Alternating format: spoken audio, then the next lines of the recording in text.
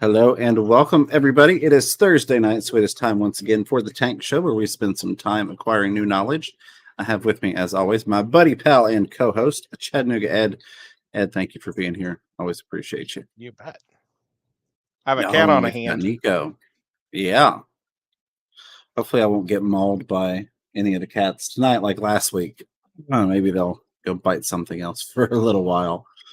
But I do appreciate all of y'all being here tonight. We are going to be talking about some ways to save money in the aquarium hobby. Ed and I were talking beforehand, and inflation's killing everything. Prices are going up on all sorts of stuff, which I guess technically this should be the $1.25 store aquarium items, since they've gone up to $1.25.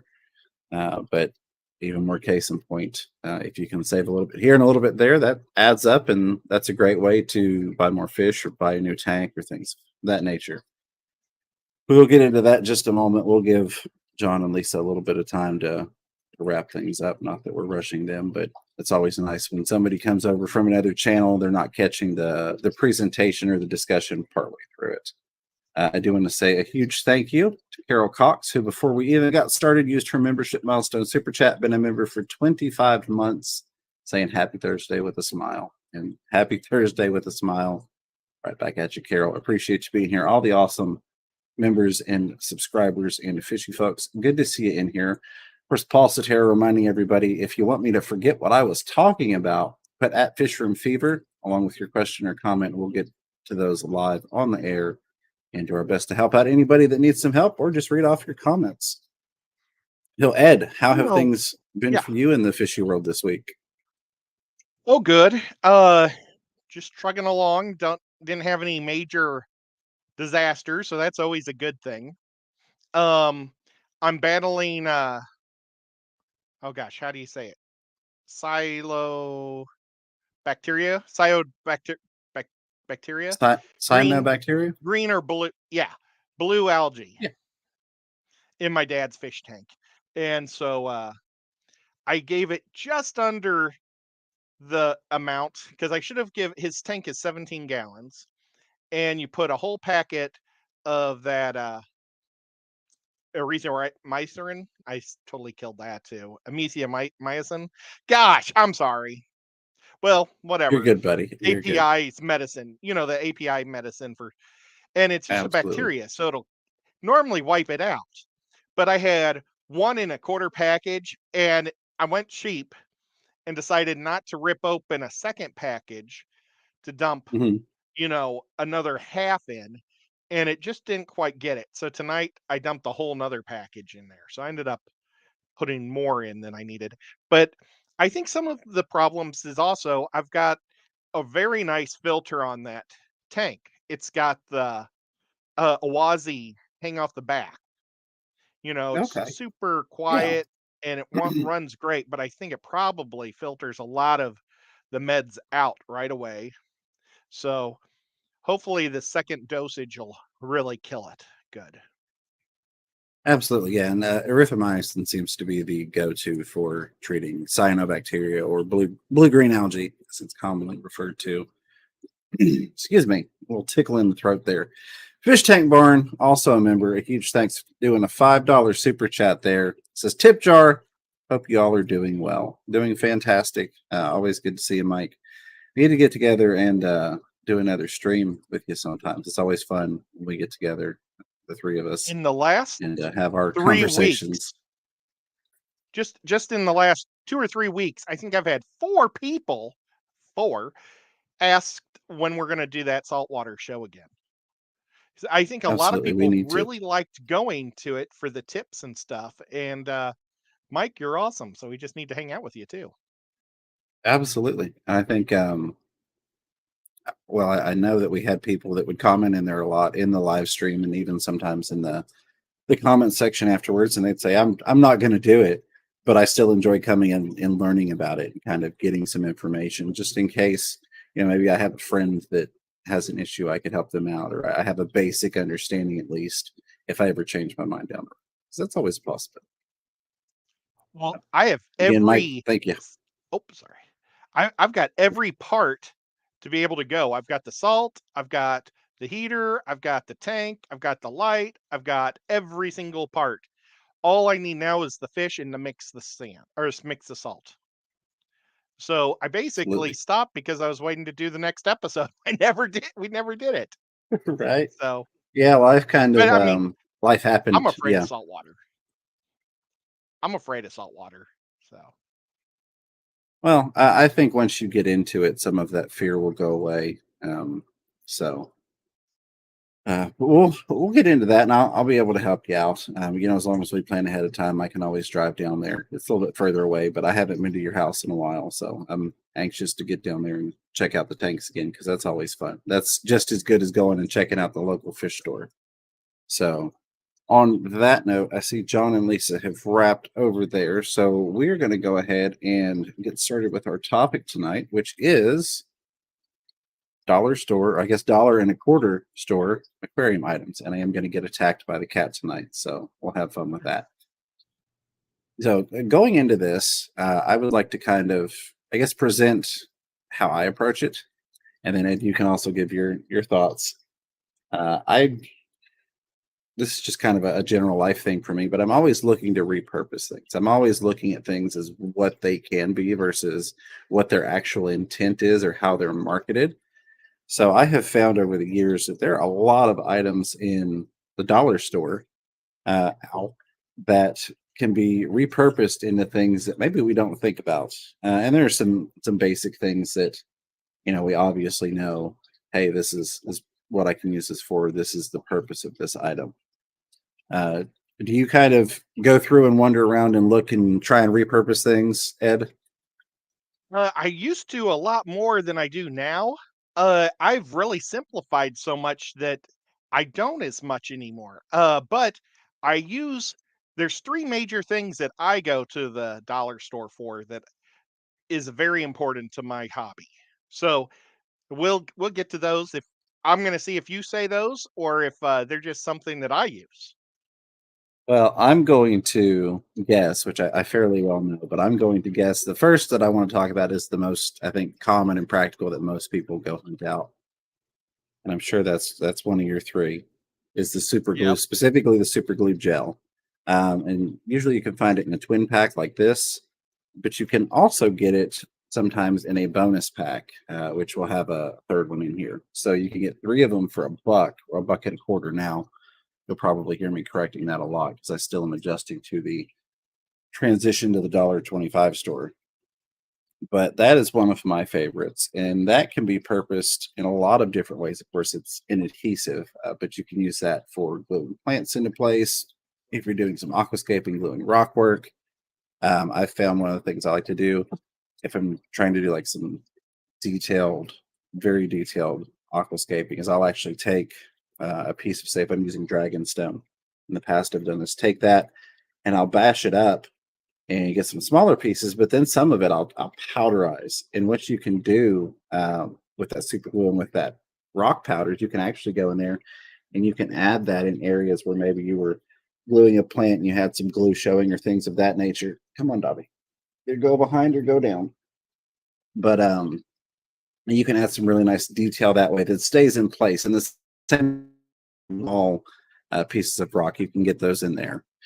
Things like if obviously repairs, if I need to put something together, a pleco cave or something, maybe I want to, I guess DIY is one of the other biggest things I use it for. A lot of do I have one on here? I don't. They're in the tank above here. The breeder boxes that I'll make out of the fish food containers, I will take after I cut that pole out and I'll glue that acrylic, not acrylic, I guess it might be acrylic, but it's the plastic mesh, the plastic crafting mesh. I will glue that onto the front of it so that I've got some water flow. Sorry, this cat is killing me. He's got really sharp nails and he doesn't understand it. But that's some of the uses I have for super glue. And I think yours are mostly the same, but feel free to chime in there. Anything you would like to add on that? Yeah, I've actually I do always look for that glue, but lately I've been going to the model glue just because it's easier to handle. Nice. And so I've been using this stuff. It's a little more expensive though. I mean, look, Mhm. $6. But you know what? I don't know because that thing comes completely full, so it might almost be close to the same price. I just like Absolutely. that I can pop the top off so much easier now. But Yeah, definitely. um 100%. I totally agree with what you're saying. Drink water. So fish root fever super glue works great on wounds. Yes, it does. It has a lot of purposes outside of the fish room. I actually keep that in any of my IFACs or med kits or anything like that. I always have some super glue in there just because. So that's one of the many wonderful things about cyanoacrylate. Another kind of obvious one, because again, everything's getting pricier, but your Tupperware containers. Now, a lot of times, Ed and I have talked about buying fish food in bulk, or even if you're not buying in huge quantities, if you're buying in, maybe it's just, oh, I got the bigger jar that I normally get. A lot of times, what I'll do is I'll take and dump part of that, say a week's worth of that, into here, or 2 weeks worth. So I'm not having to open the main container all the time. So if you put a week's worth of fish food in here, you're using it, you're opening it up, it's not getting quite the chance to go stale versus if you have a 3-month supply that you're opening every single day. So that's just one of many uses. I also use, different Tupperware styles for a lot of the live food cultures. Please stop, Poppy. A lot of the live food cultures. The banana worms and microworms and things like that. He's killing me. He's digging those claws in, and just loving it. So that's Now, another kind of obvious thing. Go ahead, buddy. do you pop holes in them for cultures Yeah. for air So to what get I will into the? do, and that kind of ties into another thing I don't have on hand. I meant to grab before I got started, but the scouring pads. Get scouring pads that don't have any type of detergents or anything. The same ones we've talked about before, like for creating the um, rice fish spawning mops. And so you actually could cut a square out of that if you don't have polyfill, and then just cut a little square of one of those scouring pads, and you can use that for your oxygen exchange. So it's fine enough that other organisms and things can't get into your culture, flies and bugs and stuff. Because if you've got a shelf full of essentially rotting mashed potatoes with your food cultures, other things are going to be drawn to that. So you can do that instead of polyfill if you don't have polyfill or you don't want to buy a polyfill. You Plus know, cleaning your I tanks. use So there's a third one. yeah, that's even better. Well, I use coffee filters for air exchange. Yep. I tape the coffee filter to the top where I've popped the holes in it, and then just use that. But that's a pretty neat idea to use the sponge like that. Oh yeah. And there's no necessarily wrong way to do it. It's just again, thinking outside the Yeah. box, finding different methods. Let me see if I can do this without dropping the cat because it's really gonna hurt me. I will take, which I need to replace this one. Like on my mag float. Actually, that's a piece of one of those scouring pads. You get like 6 of them from the dollar. And I'll attach it on there if I really need to scrub in and get some algae. It works really, really well. Please stop. Please. Yeah, that's So brilliant. again, I actually I encourage you. Sorry, go ahead, buddy. I need to do that with this tank because it doesn't quite with the curvature. I kind of have like little lines where it's cleaned, So I really need to do that too. I made a thing with like this to go up and down with it. I was Right. just gonna do this, but the little scour. Oh gosh, I almost stuck my finger in there. But a scouring pad would be a lot better. Yeah, and then I see some great stuff like Gabriel's glass boxes mentioned squeegees for glass cleaning. Got some of those. I've got one of those at this point. No, please, Katie, we're not going I to should do get all one. the cats on me. And then like the small mesh bags, so you can get like if they don't have just general purpose mesh, a lot of times I'll find the mesh bags over in like the clothing / laundry part. And they're oftentimes deep like a lingerie bag or an intimates bag or that type of thing for running your clothes through. I've used those quite a few times for substrate and rock and things. Um, like if I've wanted to build up some area underneath a substrate. So let's say I don't want to use 6 inches of fluval stratum to have a 6-inch tall area in the back of, say, a 75 or something. You could take a bag of pea gravel in that mesh bag, put it back there under your fluval stratum so that you're raising it up and you don't have to use, a whole nother 10-pound bag of fluval stratum back there to get the same aesthetic appeal. Well, and I do the same thing, but I use the pantyhose at the dollar store. I take the pantyhose and I'll put my crushed coral in there and drop it in each one of my ponds during the summer because, all your water coming down is going to be super soft. And I want hard water year round. And we get lots of waterfall here. So I'm constantly draining my Oh, yeah. tanks. So I'd be constantly draining minerals out and just adding, mineral free water. So I throw in a pantyhose of each of the coral, and then at the end of the year I take the coral out and I drop it in an old fish tank. So I'm adding another, I'm keeping all that bacteria because it's basically a giant bacteria ball. Yeah. Plus it has all that coral to keep my water high, or heavy and high pH, and I love that. So I use that. And then another one of my things that I get, it kind of goes on the same subject as what you were just talking about, is I like getting the baskets. Do you Yes. ever I get those baskets and like I originally started using the baskets for my tubs to put the fountain because the fountains weren't tall enough to squirt out the top of the tank. So I had to Right. raise them an extra 8 inches. So I bought a dollar basket and put it underneath and it would work great. And I liked it because all the guppies, they sleep on the bottom of the tank, at night. Mhm. And I'm not sucking any fry or anything into it because it's 6 inches above. And That it is gives a awesome. place for the fish to hide. So I like that, but you can also use that for building your terrain also. Like James was just talking about with those bags, with bags of rocks, you can put Mhm. plastic in there as long as it has holes in it. You can put the plastic back there, those and build up from those. So Absolutely. Move that out of the way there. Here's one we talk about a lot. The good old cleaning sponges. That's probably yeah. one of the 3 that you were. Yeah. These are wonderful. I love the melamine sponges. They work really, really well. I've used them on glass and acrylic, and I love them. They're cheap. A lot of times, what I will do is cut them down to size. And you can even, depending upon what type of cleaning apparatus you're using in handles or whatnot, cut them to attach onto things. So you can take this, cut it in half this way, and you can actually go through and cut it into thirds this way. You end up with 6 little pads. So it just depends on exactly what the application is. You can, cut and have 6 little ones, and you can kind of one and done, or you can have one big one and sometimes just throw them out as soon as they're done. I always will just kind of rinse them out and set them aside, and I ever use them because they kind of dissipate as you use them. It scrubs away some of the particles, and then just use it till you don't have a sponge to use anymore. But absolutely a great cleaning item. If you're already there, you might as well grab some.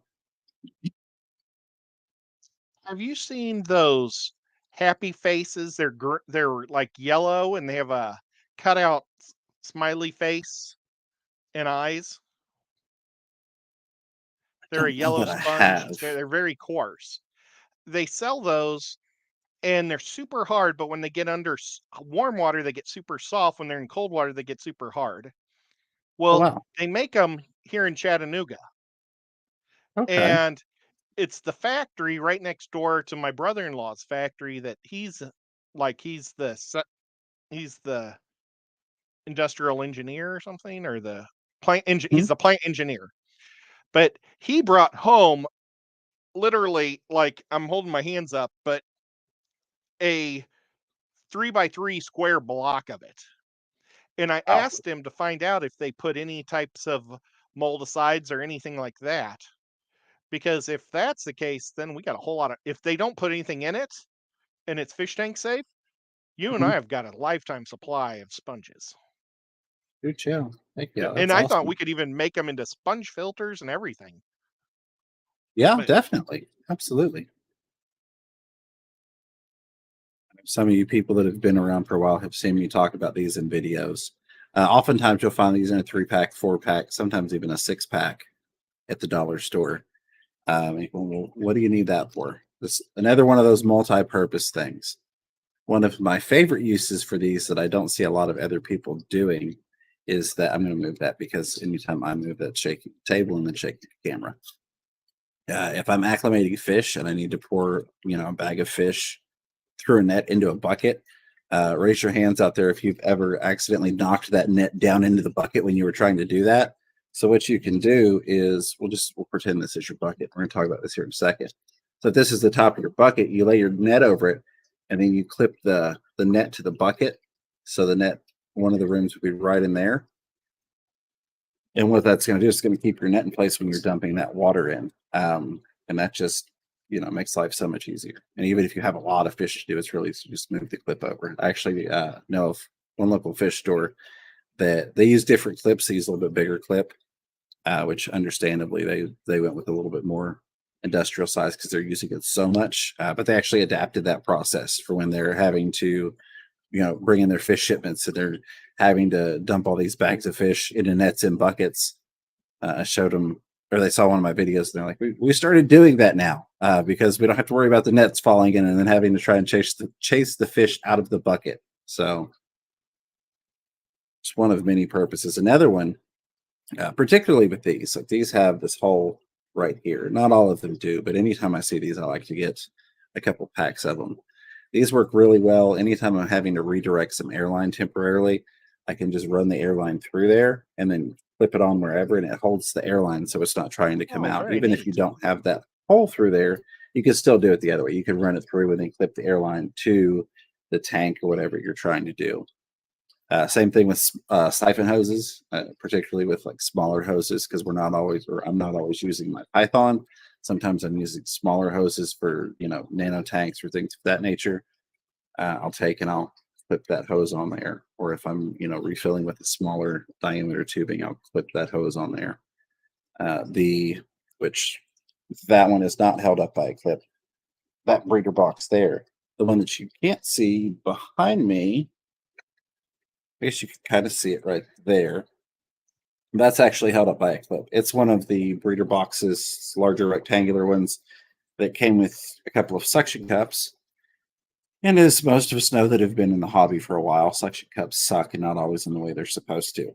After a while, they just stop working. So you only have to lose 1 or 2 batches of fry that you were trying to protect in a breeder box because your suction cups fail to find an alternative. So I've got one of these on the box back there, holding it to the tank so that it can't fall in and the parents can't eat the babies, and I don't have to worry about it because, when it gets to maybe your standard guppies, maybe you're not worried about it. But if you've got, like a nice strain of something and that they eat the babies every time they have them, it's nice to have the peace of mind of being able to maintain that breeder box where the parents can't get into it. I even use these on the Zis. I've got a Zis breeder box that I have lost the adapters to actually hang it on the tank, and I'll still use one of these. So even with that weight differential, even through buoyancy, it's a little bit heavier and it takes more to hold it up. These still work really well. Of course, this one is about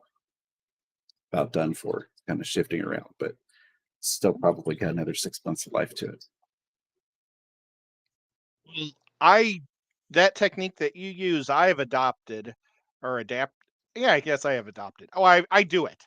I absolutely love having the third hand. I used to balance it, and now with a clip, you don't have to balance it. It just makes life so much easier to have a couple of clips in your fish room. So that's a definite. Absolutely. And yeah, and you can also go ahead. Well, like medicine. If you have to cut a bag of medicine, you can wrap it up and put the clip on there too. So I've used it for all. They're used for everything in the fish room.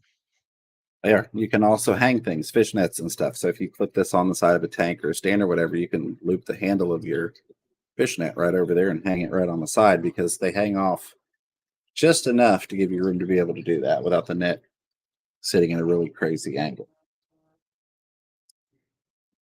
All right. And again, some of this stuff is kind of, well, duh, that's what you're using it for. Measuring stuff. lots of different amounts. If you're having to dose medications, or like me, I hatch brine shrimp every single day. I need a different amount of salt to a different amount of the animals are going wild tonight. A different amount of salt to a different amount of brine shrimp. Uh, it's also nice if you get the really small ones.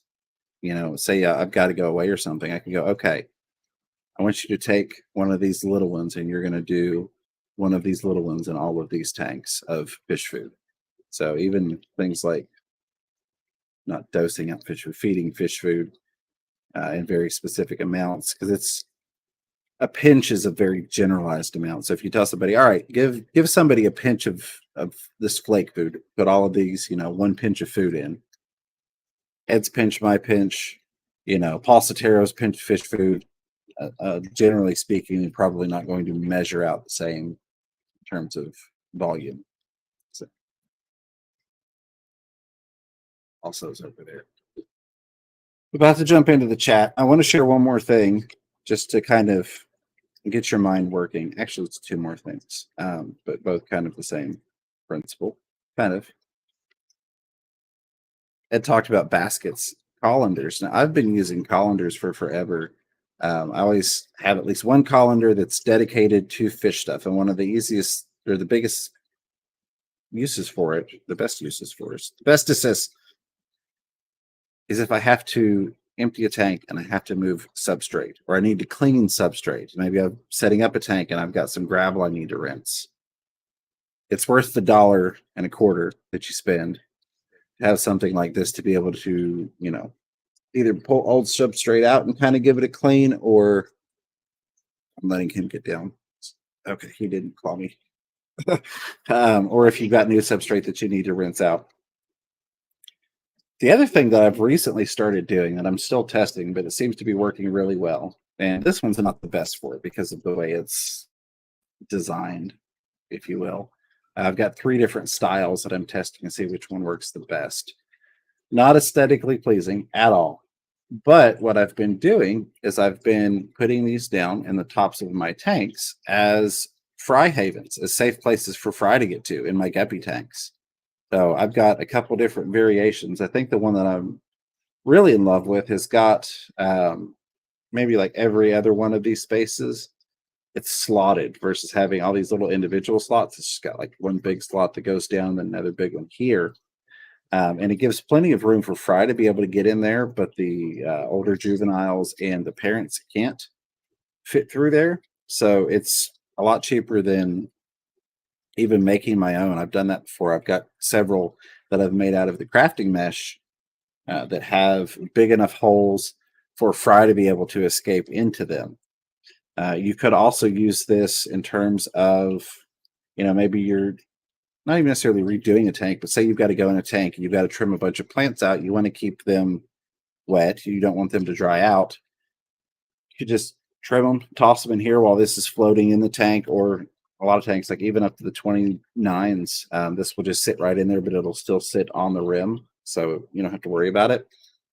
And you could, put your plants in there, and then when you're done, you just grab the whole thing out over a hand towel or whatever, take it where you need to go. Same thing with fish. I've done that before. I've also used them inversely for fry, where I'll take, if I've got a drop tank, put the female in there and then let the fry swim out of it away from the female. And then I've just easily remove her. She can't get to the babies and all that good stuff. I was just given something like that with a 5-gallon bucket for breeding zebras. Nice. And you put the zebra danios up on the top, and their eggs fall through the colander to the 5-gallon bucket. Then you pull the zebras out, put them back in their tank, and you raise the fry in the 5-gallon bucket. Yep. I haven't tried Absolutely. it yet, but I thought I would try to do it to see how it works, because it'd be pretty neat if Definitely. it works.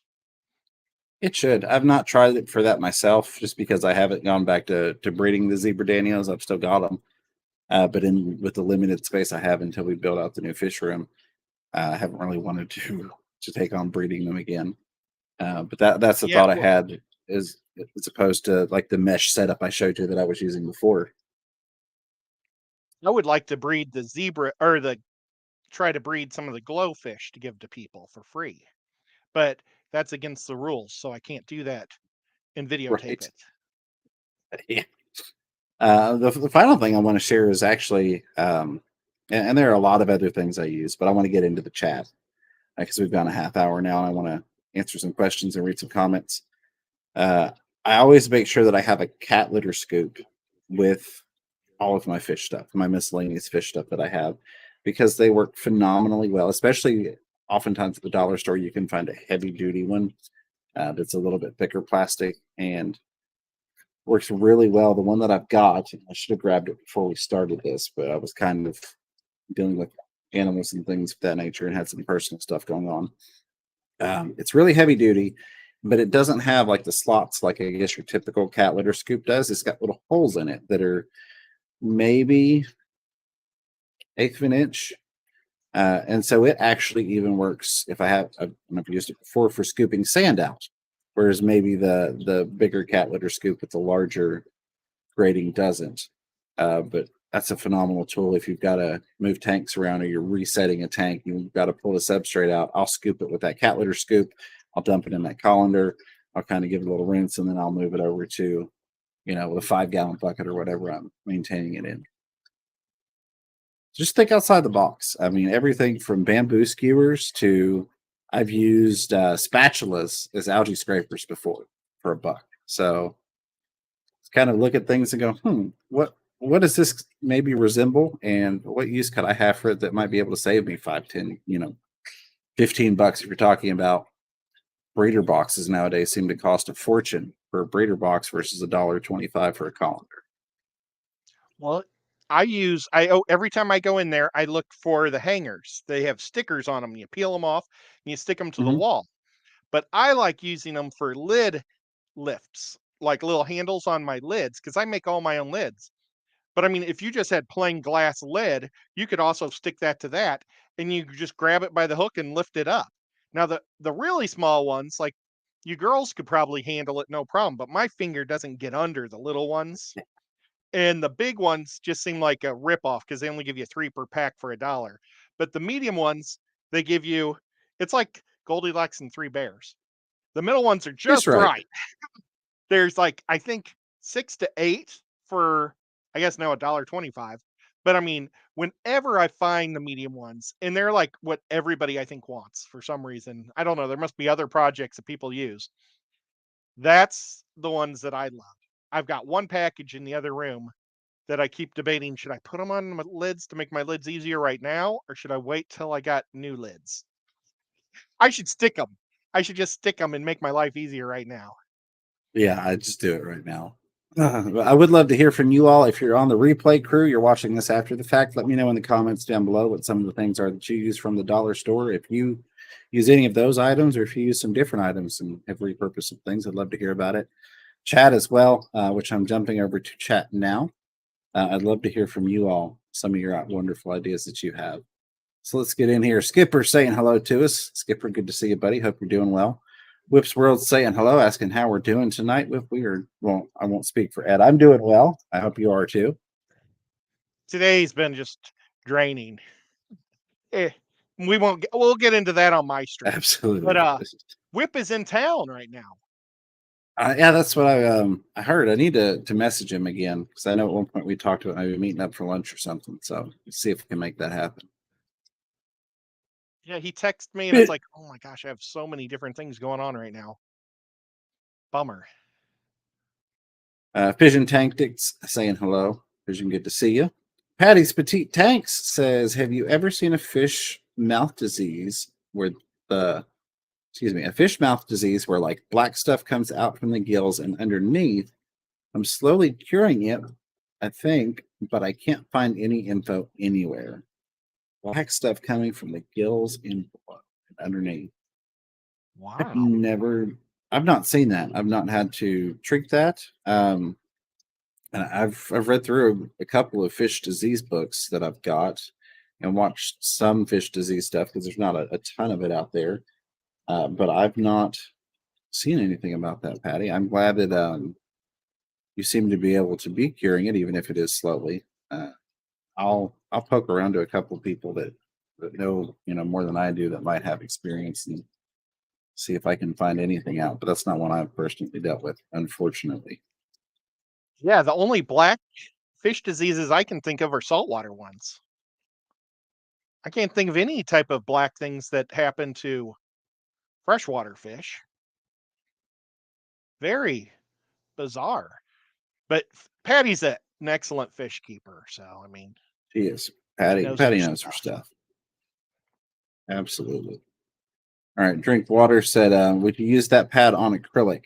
So I don't use the scour, or at least I have not previously used the scouring pads on acrylic. I have used these sponges before on acrylic, and I have not seen any visible damage. That being said, I've not used this, cut a piece, put it under a microscope, and looked at it on a more up close level to determine absolutely nothing's happening. You are technically taking an abrasive to it when you use this. So, theoretically, the way that works is when you take that abrasive to that acrylic, it should, in theory, be doing some sort of damage, even if it's on a microscopic level.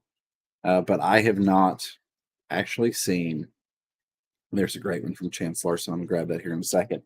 I have not seen any damage that was visible to me that, like, oh, I need to quit doing that because I've scrubbed the acrylic with it so much that it's causing damage. You also don't need a lot of pressure with these. Very little pressure goes a long way with these. So that could be another thing. It could be, individual user, somebody's like really, pressing it, smashing it into the acrylic. You're probably going to get damage sooner than you would somebody that's just very lightly going across that surface. It's a good question. I've got 3 acrylic tanks, and I use those, and I never even thought that they could do damage. I guess maybe they could, but I haven't Yeah, seen any technically damage speaking, from it. yeah. But before I used those, I used to use felt. I'd take felt, and I would actually I would take it and I'd wrap it around like the thing that you put your razor blade, because you know how they used to have these razor blades that would go into where Yeah. you'd put a squeegee. I would stick it in there and then I'd put rubber bands and I'd just rub it up and down. And that used to work, but I use those now because they're so easy. But I had Yeah, no idea that I could be damaging it. technically speaking. A huge thanks to Chance Larson for the $5 super chat. We could chance a little dance there. Very much appreciate you. Says the glass from the document picture frames at Dollar Tree are 8.5 by 11 inches and make great lids on 10-gallon tanks. Yes, I have not Oh, actually that's implemented awesome. that. And that is wonderful information that I completely forgot of. I bought some back in the day. I bought some for the intent of doing that, and they all ended up getting stored and broken before I ever actually tried it out because it was something I was buying them for when I got the next fish trip set up, and we didn't quite get to that. Please don't bite me. But again, thank you, The reason Chance. One for the information and two for the super chat. Very much appreciated. I like using, like, if it's a picture frame that's made of plastic, but if it's glass, a lot of times that picture frame is so thin, I'd be kind of afraid to use it. It can be, yeah. That's part of what. And the other thing, you just have Well, to I'm be aware of clumsy. the edges. Yeah, be aware of Okay. the edges. Which one thing you could do, which I've done with other pieces of glass. So I've had some legitimate glass tops that were made for aquariums, but like one set, it was just ever so slightly too small to go across my 40 breeder.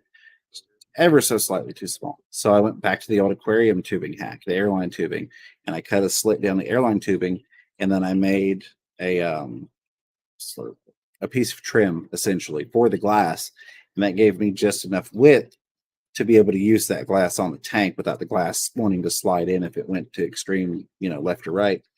That would also work for covering up those edges if you didn't want to bother with sanding them down and drumming down. Please, no fighting. Thank you. So yeah, you could definitely do that. Sarah J. Sieber, the Savannah Darter, and I know some other people have done some super chats. I'm about to get to those in just a second. I simply grabbed that one because it had some information pertaining to what we were talking about. But Sarah says, I like getting the The mail pads that are paper thin as well. The smiley faces are amazing. See, I got to find out about these smiley faces. That's something that apparently I need to know about. Good I information. wonder if, Thank you, Sarah, and it's good to see you. Go ahead, buddy. Sorry. yeah, they're made here in Chattanooga. So whoops, I'm sorry, buddy. I just knocked my cat in the nose.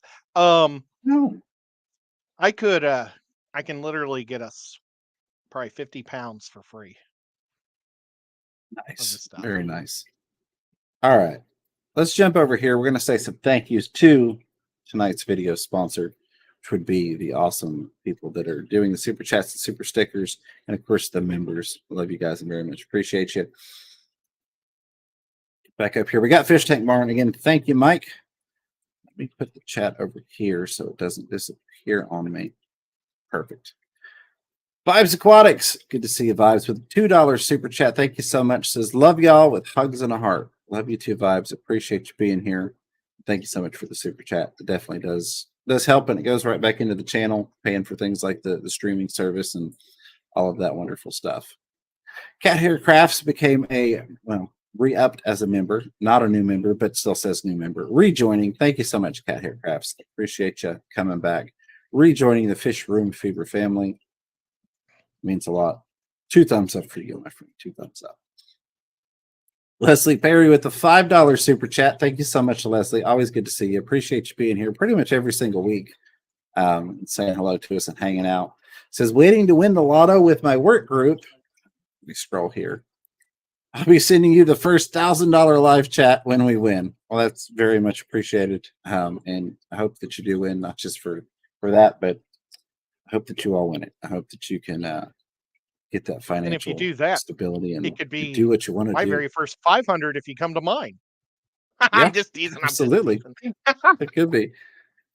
I'm What horrible. was it? I think it was a Bob Steenpot stream where they shut something down because he got so many $500. I think 500 is what it maxes at, but they got so many $500 chats that YouTube, I guess their algorithm picked it up. And they're like, there's some sort of scam going on in this chat. We gotta lock it down. So Wow. I don't think I'll ever forget that. It's funny. But again, Leslie, thank you so very much for that. Really do appreciate you. And there's another happy dance in case I didn't get you the first time there. We got Chance Larson. Again, Chance, thank you. Appreciate you. Giving the 2 thumbs up there. And thanks for the information as well. Thank you. Oh, yep. There we go. I got all these little bars. I'm still readapting to being on one monitor. So I got all these little scroll bars to make sure I get everything.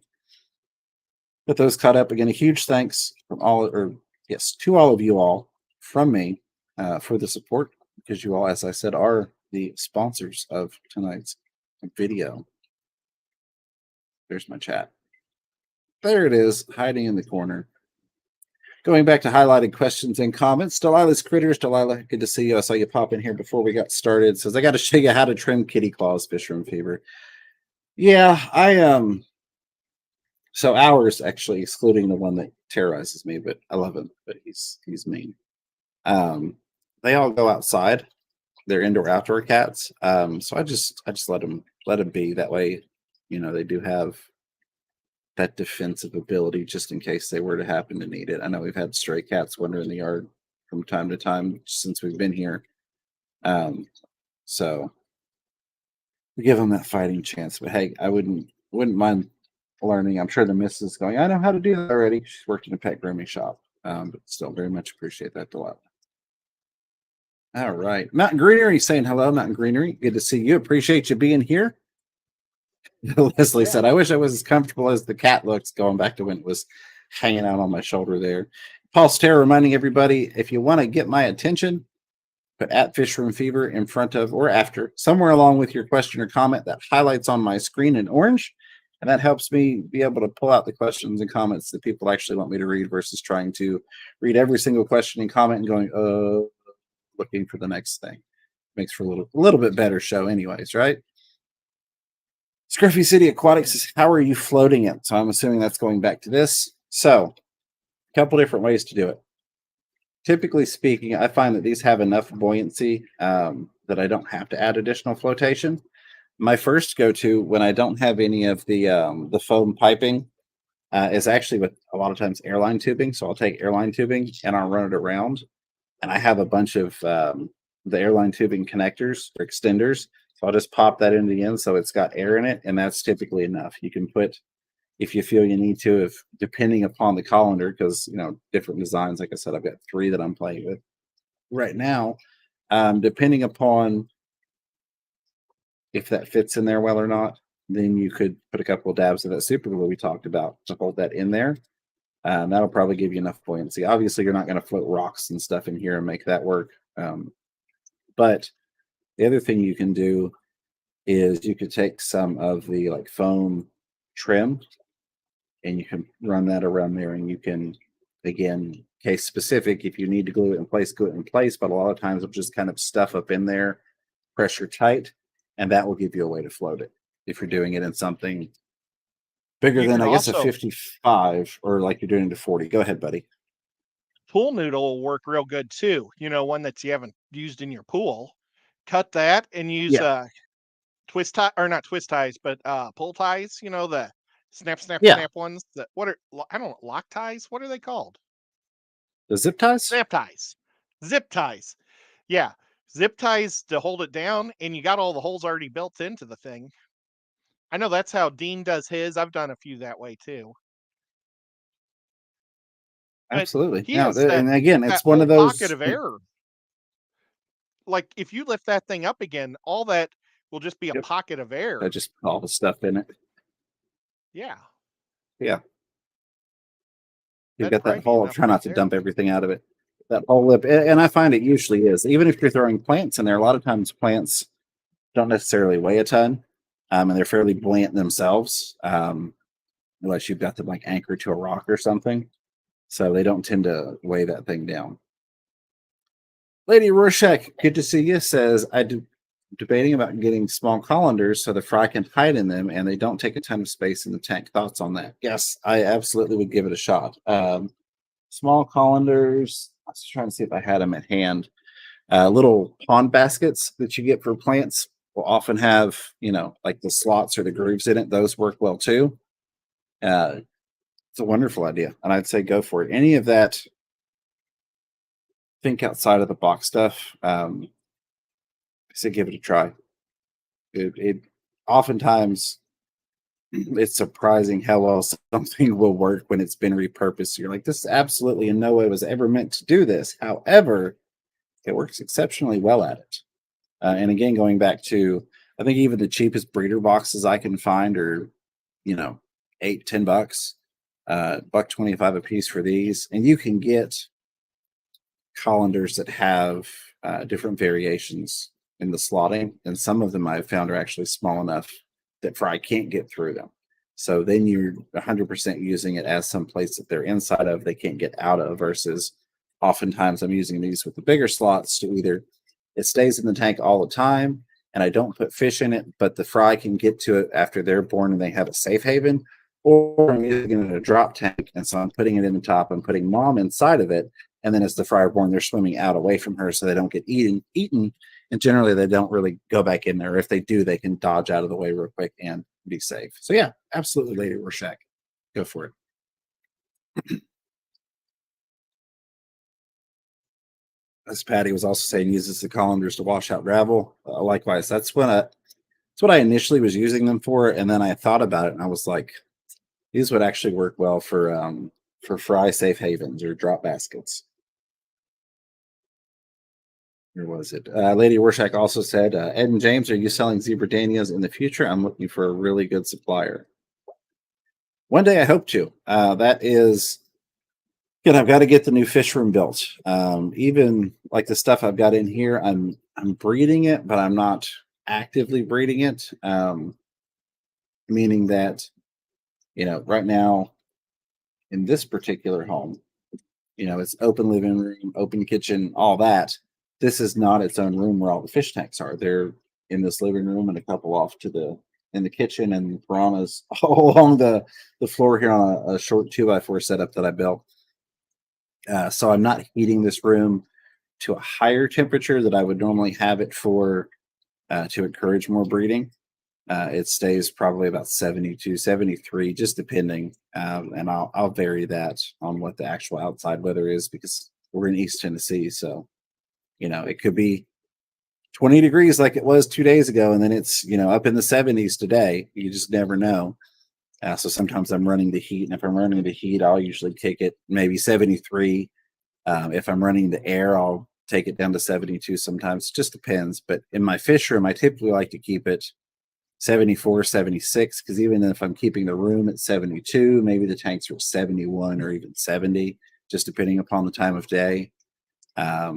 So this is not, I'm not heating the fish right now specifically for breeding. But long story short, and I know the zebra danios in particular don't need the warmer temperatures, but I've not got my zebra danio catch in there, and I don't have an extra tank for the fry and all that stuff. Very long story short.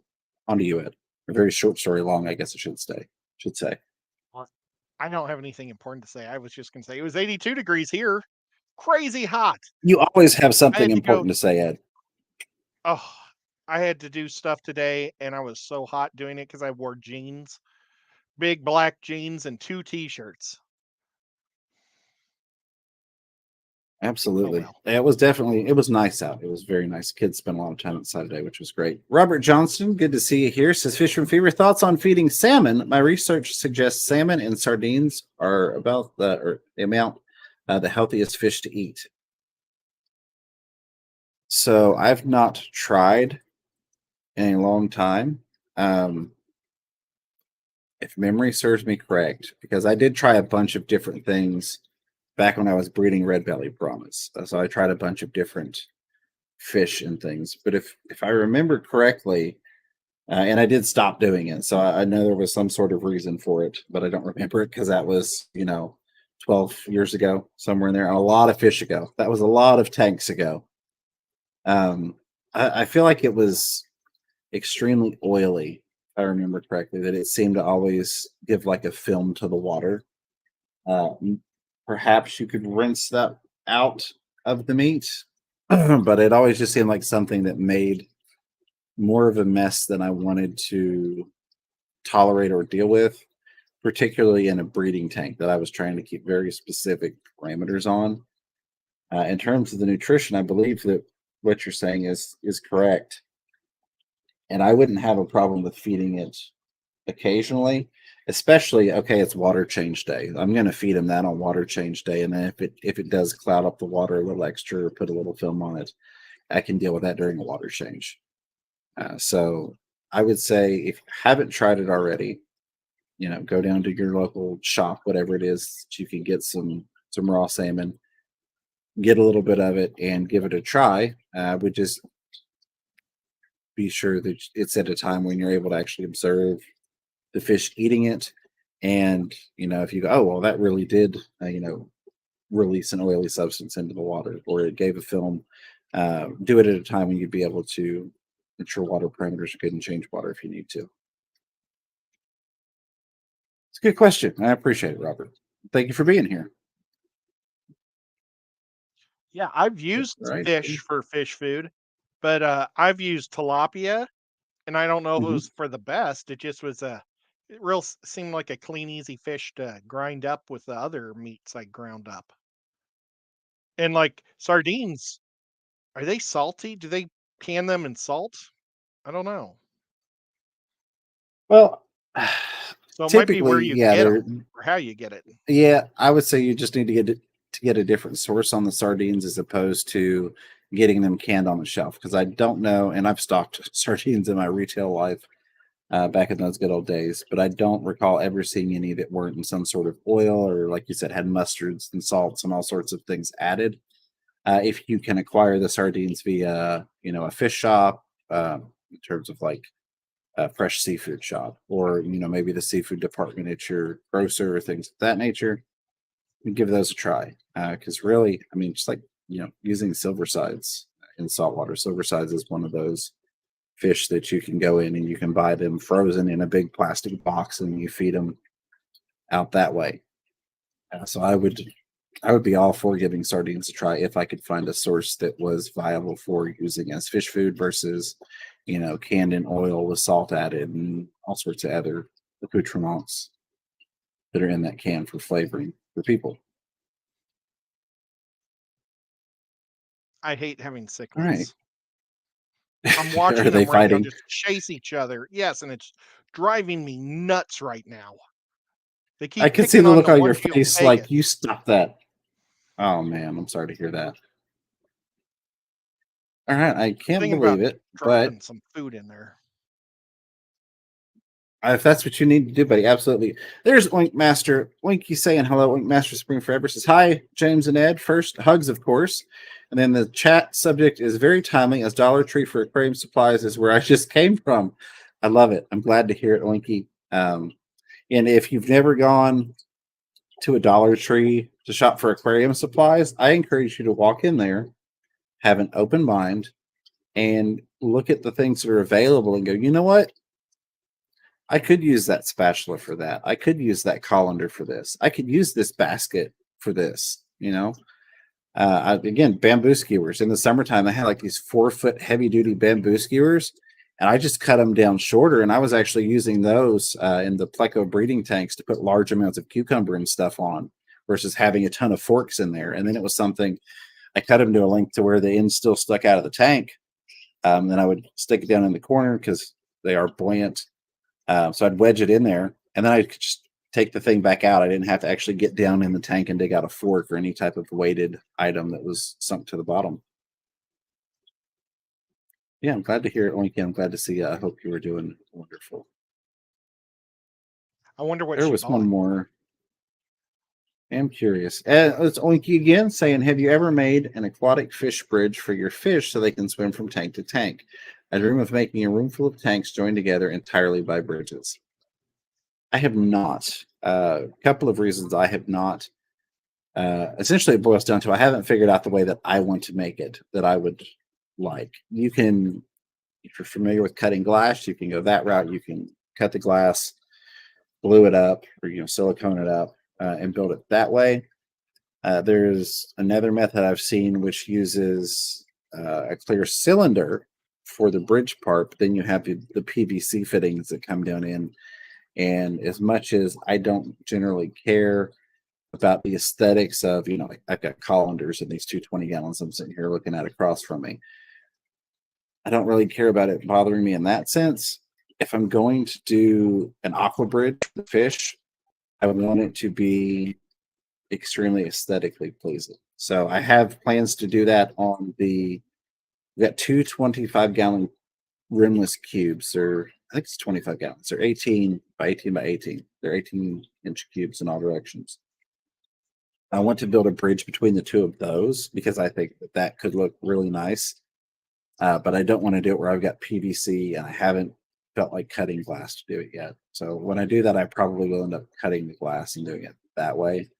The one caveat to that is I will probably add a we'll see. I'll save that for another time because we're almost out of time here. But yeah, so if I was going to do it and I really wanted it to look nice, I would, if you don't already have the skill, take the time to learn about glass cutting. Get you some pieces to practice on because you're probably going to break some stuff when you first try it. Get your glass cutting tool and your oil and that stuff and get into glass cutting and make it myself versus buying one because they're just the ones I've found are so expensive. Mark Stroll said bait shops often have blocks of IQF sardines. It's good to know. I was not aware of that, which is individually quick frozen for anybody that isn't familiar with IQF. Robert Johnston did come back. Again, thank you for the super chat, Robert. Said, yeah, I've been feeding salmon. Haven't noticed a huge issue, though maybe because I have overflows from my sump taking it away. Does it pollute the water more then? So I don't recall any pollutants in terms of parameters. Like I didn't see, like, oh, wow, this really caused an additional ammonia spike or anything. It just seemed, for lack of better terminology, kind of greasy to me, almost like getting a film. And maybe it was something else I was doing that I related specifically to that because usually I try not to change too many variables at once. That way, if something does happen, I know, hey, I did this one thing different. This one thing is more than likely the cause. But who knows? And it's been a long time. Like I said, it's been 12 or 15 years. So it could also just be a different supply, a different way that they're maybe it's farm raised versus wild caught. There's something different in the food that they're eating. It could have just been something weird that happened to me. I don't honestly know. I'll have to give it a try again. Once I get the piranhas all back together, because right now they're separated out in sets of two, and into the bigger tank. And I really, really, really want to start breeding red belly piranhas again. Don't tell Mrs. Fever I said that, but I really want to start breeding those again, as well as attempting to breed the Caribes here. I'll have to give that a shot and see how it does, and actually do some better testing on it because it's been so long. Thoughts, One of Ed? my buddies, one of my talking about your piranhas. I was thinking about your piranhas yesterday because one of my buddies found a 1,000-gallon tank for $1,500, and it wanted me to get it. It's in South Carolina, and it's like, oh, it's so tempting, but that's kind of expensive. But 1,000 gallons, and it's all glass. It's crazy. I might have to go look into South Carolina Craigslist after we get done here. Well, I can forward it to you. That's not a bad price. I know. Oh, I know. my It's mind's awesome. going. My mind is going now. Yeah, we'll have I to should have. talk about that later. He sent it to me during the Dungeons and Dragons stream, so I couldn't talk to him. But I'm going to send it to you right. I'm going to forward the email to you, or the text message, just because I'll be having my show. Now, James isn't going to be doing my show because he's got family issues. So I don't know if you want to I talk about am a that or not, family but issue. yeah. And Well, it's not bad. yeah. I'm going to grab these last two highlighted things real quick because we are running into Ed's time here. Oink Master Spring Forever. Again, Oinky says, yes. Now that I've been in the hobby for a while, I look at everything I see and think I can use that for my aqua babies, even if slight modification, um, conversion into fish tank. I like that. Absolutely. Talk about slight modification of old cars. Sorry, there was a typo in there. And conversion into fish tank. Yeah, that's really. I think that kind of falls under a problem-solving skills. I find that often people that have really good problem-solving skills can look at stuff and go, "Well, I can repurpose that." Uh, Plus, like you said, being in the hobby a while, you realize some of the stuff that's out there. Yeah, I'm gonna have to investigate that. And then Huh. we got Sky Dancer saying thank you to us both. Sky, thank you for being here. I very much appreciate you. And last but not least, Paul Sotero said, Skipper turned me on to Kin's Fish. Great prices for frozen foods, about $29 for over 2 pounds of cubed frozen brine shrimp. Petco sells 9 ounces / 120 cubes of frozen brine for $20. That is awesome. I will definitely have to check that out. I've not been doing a lot of frozen foods. Actually, I haven't been doing any frozen foods since we moved. Just because in this particular house where we're at right now, we also moved to a smaller fridge. My old fridge is in the garage, so there was already a fridge in here, but it's smaller. Long story short, I haven't had the space for as many frozen foods because we've needed people foods in there. But the fridge / freezer that's in the garage is specifically out there because I brought it to put in the fish room. And then I'll probably get back into frozen foods more. I've been doing a lot of live stuff, so it's been live and then canned foods. But on that note, I appreciate you being here, Ed. I hope we were able to share some type of knowledge. If not, maybe we were able to entertain you a little bit. Maybe the cat attacking me and pretending it was a bink. Maybe that gave you a little smile. Hope we could make at least one of you smile out there. If we did in some way entertain you or educate you, do me a favor, hit that thumbs up button. It always tickles me if we can get to 100 thumbs ups on a live stream because there are a lot of much bigger channels than me that don't even do that. So huge thanks to all of you for the support and the love, and I appreciate you. Ed, do you want to tell them what you're doing on Crafted tonight? Oh, we're going to work on a new type of hide that I got something in the mail from a friend that I'm going to show you guys, and we're going to see if it'll work with the hide, with the sponge filter There hide. we go. Absolutely. Again, I appreciate you all. As always, a huge thank you to the moderators, members, lurkers, listeners, super chatters, contributors, questioners, commentators, and of course the replay crew. I do love you guys. Until next time, keep your fish healthy, keep yourselves healthy. Don't be afraid to catch yourself a little fish room fever. Take care, everybody.